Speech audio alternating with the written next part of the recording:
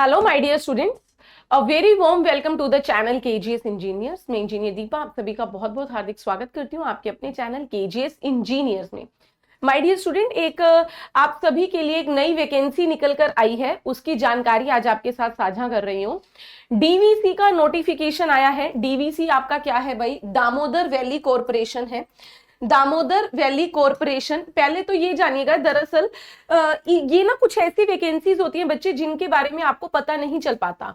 छोटी छोटी वैकेंसीज होती हैं, लेकिन अगर आपका सपना है ना एक स्टेबल जॉब लेने का, सरकारी नौकरी लेने का, तो इन वैकेंसीज के पेपर भी जल्दी होते हैं और रिक्रूटमेंट में कोई धांधली भी नहीं होती है। तो आप अच्छी सी, अगर आपकी जेई की तैयारी चल रही है तो आप अच्छे से इन पोस्ट के लिए जा सकते हो। तो मेरी कोशिश रहती है कि मैं आपको सारी प्रकार की जानकारी दे सकूं, चाहे 2 वैकेंसी निकले, चाहे 200 निकले, चाहे 2000 निकले। तो अब आपकी उसी तहत में एक दामोदर वैली कॉरपोरेशन लिमिटेड है, जिसमें क्या है आपकी ये एक ना एक तरीके से ये कह सकते हो, पूरी तरीके से तो पीएसयू नहीं है, एक ये पीएसयू की तरफ से कह सकते हो कि एक वैकेंसी आई है। इनका ये दामोदर वैली कॉरपोरेशन है, नाम है डीवीसी, दामोदर वैली कॉरपोरेशन। इनका काम पता है क्या होता है? पहले तो ये समझ लें, ये जितनी भी पावर जनरेट, इनका अपना power generating plant, transmission, thermal power generate करते हैं, हाइड्रल पावर जनरेट, कोयले और पानी से बिजली बनाना, transmission, distribution, water management, renewable energy, mining sites हैं एक तरीके की। तो इन्होंने हमारे अलग अलग ब्रांच के बच्चों के लिए जेई की पोस्ट निकाली है, उसकी आप पूरी जानकारी ले लीजिए। कब कैसे सिलेक्शन होगा, कब फॉर्म भरे जाएंगे, क्या क्या हमें चाहिए, उसके बारे में आपको सारी डिटेल जानकारी देने लगी। सबसे पहले यहां पर बता दूं कौन कौन सी ब्रांच अलाउड है भाई। सबसे पहले आते हैं कि कौन कौन सी ब्रांच अलाउड है। सबसे पहले भाई मैकेनिकल वाले 16 पोस्ट के साथ, मैकेनिकल की टोटल 16 पोस्ट, इलेक्ट्रिकल 20 पोस्ट, फिर इसके बाद C&I 2 पोस्ट, सिविल वालों की 20 पोस्ट, फिर इसके बाद आपके यहाँ पर ये आपकी तीनों ब्रांच की मैंने बता दी, सिविल, इलेक्ट्रिकल, मैकेनिकल, आपकी कितनी कितनी 16, 20 इलेक्ट्रिकल, 20 सिविल। अच्छा, फिर ये आपकी कैटेगरी वाइज डिवाइड हुई है। फिर इनमें आती है कि एज कितनी होनी चाहिए।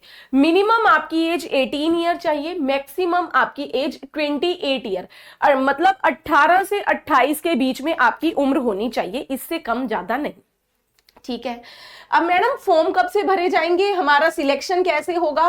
पेपर है, बिल्कुल है, पेपर है, तभी मैं आपको बता रही हूं क्या क्या चाहिए इसके लिए, कौन एलिजिबल है, डिप्लोमा वाले हैं, बीटेक वाले हैं, कौन कौन एलिजिबल हैं, ये भी जानकारी ले लीजिए। सबसे पहले मैं मैकेनिकल की बात करूं तो भैया आपका 3 साल का फुल टाइम का डिप्लोमा चाहिए। ये जेई की पोस्ट है, डिप्लोमा वालों के लिए है। मैकेनिकल में 3 साल का डिप्लोमा, फिर ऐसे ही इलेक्ट्रिकल में 3 साल का डिप्लोमा, फिर आपका सिविल में 3 साल का डिप्लोमा आपको यहां पर चाहिए ही चाहिए। यहां पर एक चीज ध्यान रखिएगा, इलेक्ट्रिकल और मैकेनिकल वालों को 65% मार्क्स चाहिए। अपने डिप्लोमा में कम से कम 65% नंबर होने चाहिए। सिविल वालों के लिए यहां पर अगर बात करूं, यहां पर सेम सिविल वालों के लिए 65% नंबर आपको भी चाहिए। ठीक है। अच्छा, फिर इसके बाद यहां पर बात आती है, बहुत से बच्चों के दिमाग में आता है मैडम बीटेक वाले एलिजिबल हैं या नहीं है, यहां पर एज रिलैक्सेशन है या नहीं है, ये भी सारी बात कर लें। एज रिलैक्सेशन की बात करूं तो जो आपकी भाई ओबीसी की 3 साल की रहती है, SC ST की जो 5 साल की आपकी मतलब गवर्नमेंट की साइड से अप्रूव्ड है, वही एज रिलैक्सेशन आपका यहां पर उपलब्ध है।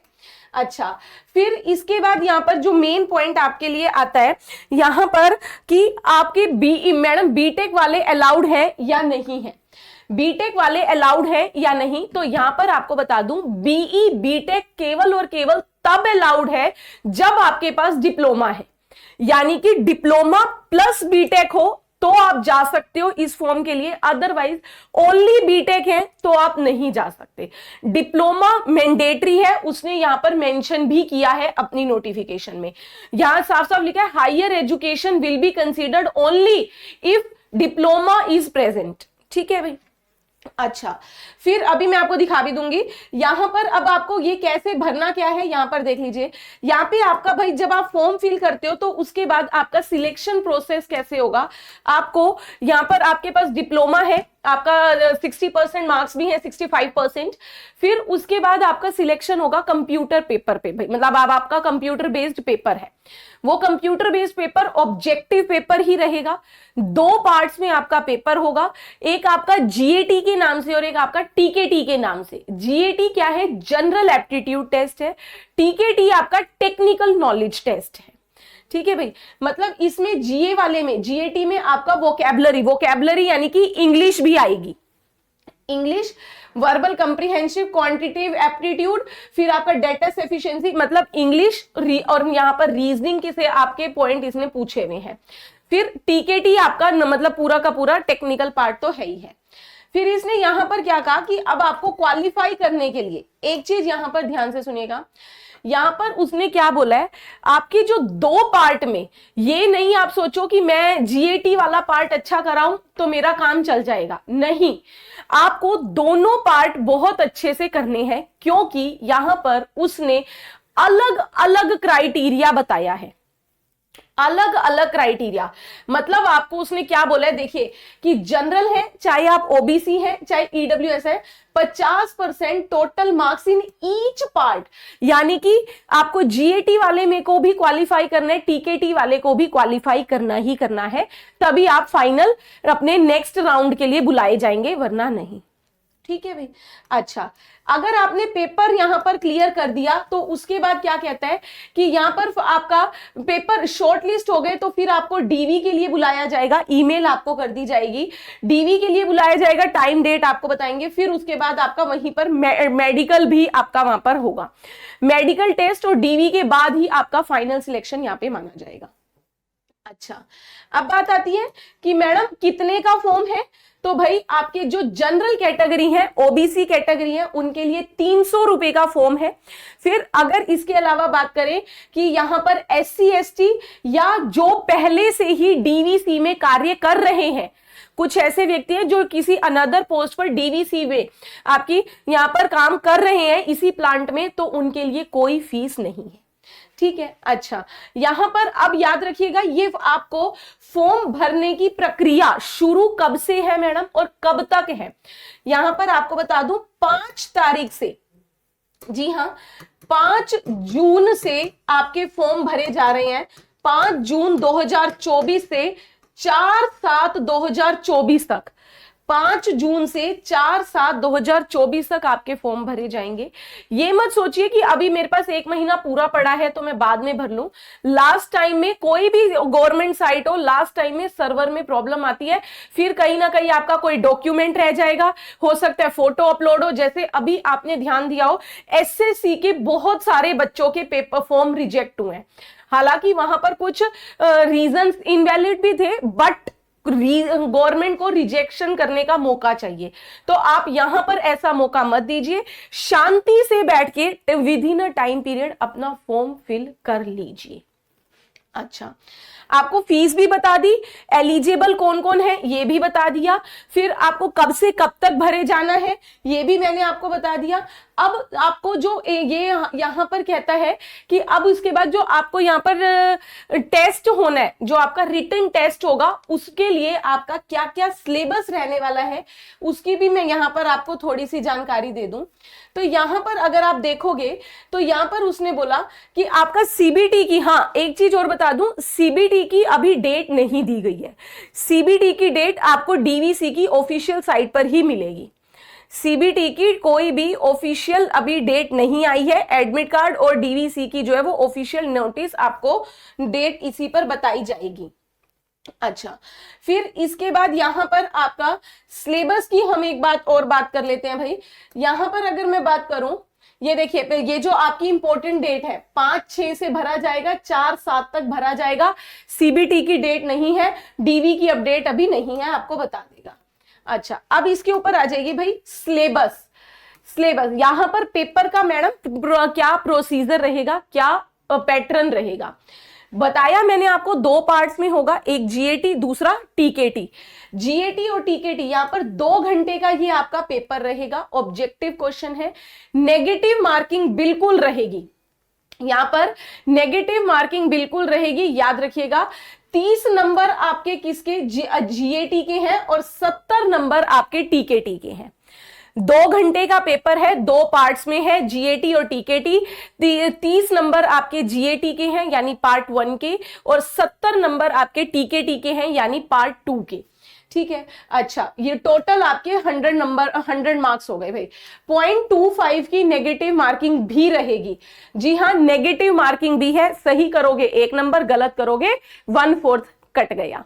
एक क्वेश्चन गलत होने से ना ये नहीं है कि सिर्फ 1 नंबर गया, एक क्वेश्चन गलत होने का मतलब होता है 1.25 मार्क्स जाना, क्योंकि एक जो खुद अपना नंबर लेके गया और 0.25 जो नेगेटिव मार्किंग लेके गया।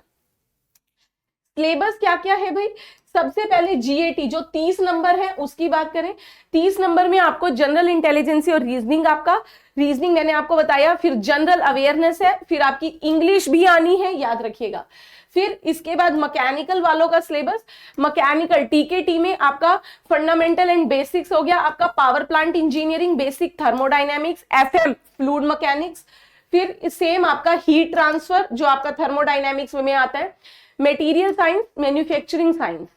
सेम अगर अब मैं यहाँ पे बात करूं, हमारे इलेक्ट्रिकल वाले आ जाओ भाई, अब इलेक्ट्रिकल वालों का यहाँ पर बात करें तो बेसिक कॉन्सेप्ट यानी कि नेटवर्क थ्योरी हो गई, इसमें आपका बेसिक कॉन्सेप्ट्स में भी दे रहा है कि आपका, और फिर उसके बाद एसी फंडामेंटल भी आ रहा है, और यहाँ पर आपका थोड़ा सा आपको किसका भाई, मैग्नेटिक का भी यहाँ पे करना पड़ेगा। फिर इलेक्ट्रिकल मशीन बता रहे हैं, इलेक्ट्रिकल मशीन में आपका मोटर जनरेटर सारे पूरी मशीन आती है, ट्रांसमिशन एंड डिस्ट्रीब्यूशन। फिर आपके मीटरिंग सिस्टम, मीटरिंग सिस्टम जो आता है ये मेजरमेंट वाला पार्ट आता है, वो आपको कवर करना पड़ेगा, क्योंकि देखिए एनर्जी मीटर बता रहा है, एबीटी मीटर बता रहा है, तो इसके लिए घबराओ नहीं, ये मेजरमेंट वाला पार्ट ही है। और यहां पर एक चीज और कहूंगी, हालांकि अभी मैं जब इसकी क्लासेस करवाऊंगी तब भी आपको बताऊंगी, लेकिन अभी आपको बताऊं कि ये जो आपका ट्रांसमिशन और डिस्ट्रीब्यूशन वाला पार्ट है इसको अच्छे से कीजिएगा। इलेक्ट्रिकल वालों इस पेपर के लिए इस पोर्शन को अच्छे से कीजिएगा, रीजन क्योंकि भाई आपकी ये जो आपका जॉब नेचर रहने वाला है ना, वो इसमें ज्यादा रहने वाला है, तो आपको इसकी नॉलेज अच्छी होनी चाहिए। ठीक है, सेम ऐसे आपका ये सिविल वालों का यहां पर भी दिया हुआ है, C&I का हो गया। फिर से आपका सिविल वालों का आ जाता है, सिविल वालों का पहला सब्जेक्ट भाई सीटी, आपका कंक्रीट टेक्नोलॉजी, फिर आपका structural engineering, soil mechanics, highway, water supply system, survey, फिर ये और ये आपके कुछ मिसलेनियस यानी कि एस्टिमेशन वगैरह आपके डाले हुए हैं। तो ये आपका पूरा का पूरा सिलेबस रहने वाला है। इसके बाद कम्युनिकेशन वालों का भी है, कम्युनिकेशन यानी कि इलेक्ट्रॉनिक्स वाले, कम्युनिकेशन इलेक्ट्रॉनिक्स वालों के लिए आ गया। बेसिक इलेक्ट्रिसिटी ये इलेक्ट्रिकल वाला ही है भाई, सारा इलेक्ट्रिकल वाला ही है। ये आपका इलेक्ट्रॉनिक्स बाय बीजेटी, एफएटी, ये सारा हम पढ़ते ही हैं अपने एसएससी वाले। तो कम्युनिकेशन पार्ट और ऐड हो जाएगा यहाँ पर। ठीक है भाई, ये मैंने आपको थोड़ा सा सिविल का आपको सारा का सारा सिलेबस का भी इंफॉर्मेशन आपको यहाँ पर मैंने दे दी। ये आपकी सब्जेक्ट नॉलेज, आप मल्टीपल चॉइस के आपको बता रखे हैं कि भाई कैसे कैसे क्वेश्चन कहाँ किस किस टॉपिक से आपका यहाँ पर पूछने वाला है। अच्छा, तो ये मैंने आपको बच्चे पूरी इंफॉर्मेशन यहां पर दी। याद रखिएगा डीवीसी दामोदर वैली कॉर्पोरेशन की साइड से आपकी निकली है, जेई की है। बीटेक वाले तभी अलाउड हैं जब डिप्लोमा कर रखा है, ये भी याद रखिएगा। मात्र ज्यादा भी नहीं, जनरल वालों की बात करूंगी, मात्र 300 रुपए का फॉर्म है, कोई बड़ा फॉर्म नहीं है। फॉर्म भरने की प्रक्रिया शुरू हो चुकी है, 4 जुलाई तक आपके फॉर्म भरे जाएंगे, भर लीजिए।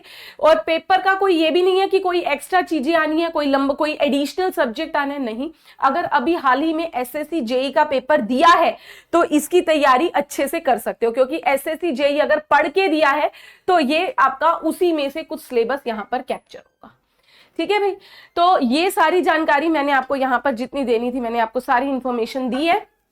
अगर इस वैकेंसी के रिगार्डिंग आपको लग रहा है कि कुछ मेरे को और जानकारी चाहिए, कहीं आपको डाउट फंस रहा है कि मैं भरूं ना भरूं, आप ऑफलाइन कमेंट करके इसी सेशन के नीचे ऑफलाइन कमेंट करके आप मेरे से पूछ सकते हैं। मैं अगर आपको फर्दर वीडियो में उसकी भी इंफॉर्मेशन दे दूंगी। तो ऐसी सारी छोटी से लेकर बड़ी इंफॉर्मेशन तक जुड़े रहिए मेरे साथ इसी केजीएस इंजीनियर्स यूट्यूब चैनल पर। याद रखिएगा, ये सिर्फ इलेक्ट्रिकल नहीं, इलेक्ट्रिकल, सिविल, मैकेनिकल तीनों के लिए इसमें आपकी वैकेंसीज हैं। तो इसी इंफॉर्मेशन के साथ, नेक्स्ट इंफॉर्मेशन के साथ में आपसे मिलेंगे इसी चैनल पे, केजीएस इंजीनियर्स यूट्यूब चैनल। तब तक के लिए अपना ध्यान रखिए। बहुत बहुत धन्यवाद।